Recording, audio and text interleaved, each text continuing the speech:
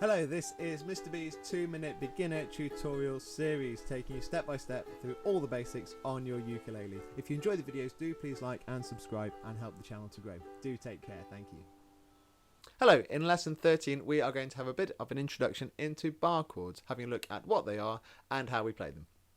Okay, we have already talked about this a couple of weeks ago when we looked at the D minor, and we talked about having a sort of semi-bar where we're playing the top two strings on our ukulele with our second finger, and we were flattening that finger across the G and the C string to press down two strings at the same time with one finger. Now a bar chord, a full bar chord, is where you play across the whole fret, all four strings with one finger. It might be any of your fingers.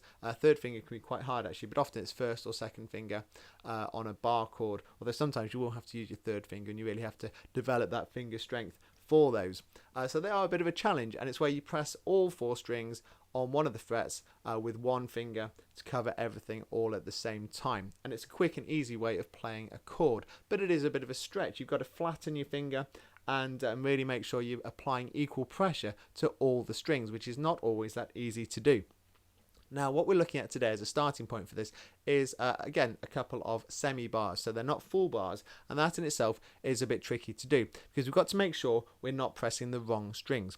So we're going to start by looking at the D chord, or D major, and you'll see we've got we're on the second fret, and it says 2 in the circles, so the idea is that we use our second finger, and you'll see the circles cover the G string, the C string and the E string, so our top three strings as we look down at the ukulele in playing position. So we're going to play our second finger, we're going to press our second finger across the top three strings.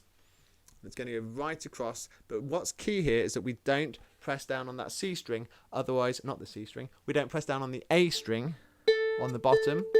We keep that clear because otherwise it affects the chord. So you press it down across the G, C and the E string, equally across all three. Your finger might go a bit red because you're really having to flatten it, and the D major chord should sound like this.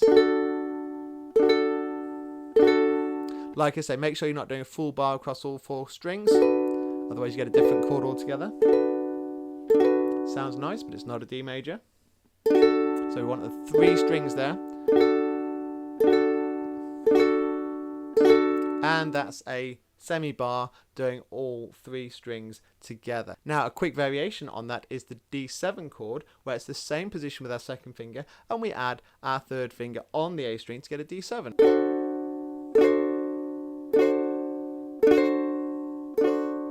Now that is quite hard to do because you're really having to push your fingers into quite an uncomfortable position. So these are good practice chords to introduce us to bar chords. So have a look at the D major with our second finger and the D7,